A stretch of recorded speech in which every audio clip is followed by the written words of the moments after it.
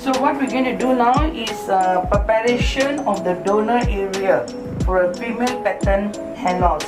So we are just going to mark the area here and going to divide the hair upwards like that, and then shave this part, do the marking how much hair we're going to do. Today is 1800 grams. So can you just look up?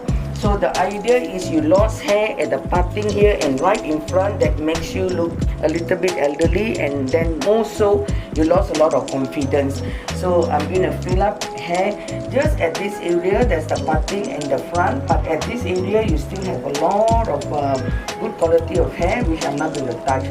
So it's going to be very much focused in the parting area.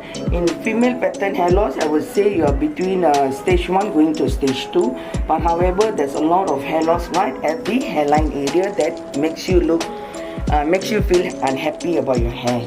Alright, okay.